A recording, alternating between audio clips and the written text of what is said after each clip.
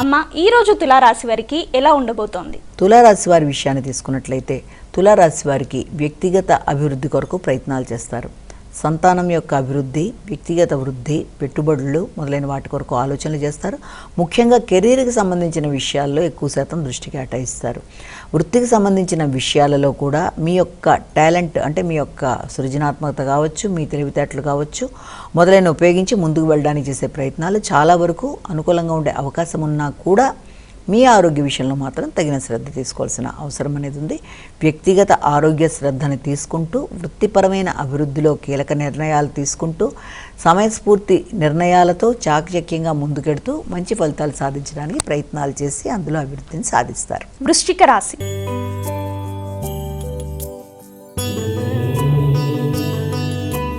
అమ్మ ఈ రోజు వృశ్చిక రాశి వారికి ఎలా ఉంది? వృశ్చిక రాశి వారికి ఆకస్మిక ప్రయాణాలకి, మానసిక ప్రశాంతత తగ్గుదలకి, ఆర్థిక సంబంధమైన విషయాల్లో చిన్నపాటి ఆటంకాలకి అవకాశం అనేది ఒకటి గోచరిస్తుంది. ఒత్తిడి, శ్రమ అధికంగా ఉండడం, సమయానికి ఆహార స్వీకరణ, నిద్ర తక్కువగా ఉండడం, అధిక ఆలోచనలు, ప్రయాణాల కొరకు ఆలోచనలు చేయడం, ఆకస్మిక దూర ప్రయాణాలకి అవకాశాలు మొదలైన వాటికి సంబంధించిన సమయంగా కూడా దీన్ని మనం భావించవచ్చు. అదే విధంగా వృత్తిపరంగా కావచ్చు, కుటుంబపరమైన స్త్రీల ఆరోగ్య విషయంలో కావచ్చు కొంత ఘర్షణాత్మకంగా ఉండే అవకాశాలు లాంటివి ఉన్నప్పటికీ కూడా చక్కగా సమయస్ఫూర్తిగా సమస్యలను అధిగమిస్తూ ముందుకు వెడుతూ మీ సహకారాన్ని సంపూర్ణంగా అందించగలుగుతారు.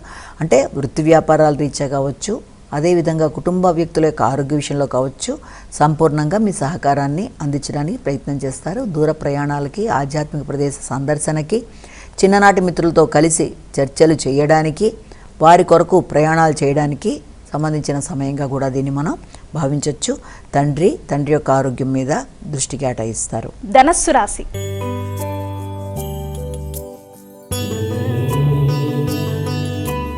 అమ్మ ఈ రోజు ధనస్సు రాశి వారికి ఎలా ఉండబోతోంది? ధనస్సు రాశి వారికి ఆకస్మికమైన మార్పులు అనుకూలంగా ఉంటాయి.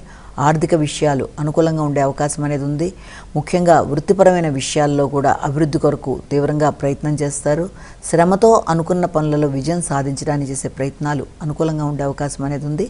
శ్రమ అధికమైన ఒత్తిడితో నిర్ణయాలు తీసుకున్నా వీలైనంత వరకు అనుకూలమైన అవకాశాలు లాంటి వాటికి సమయం గోచరిస్తోంది.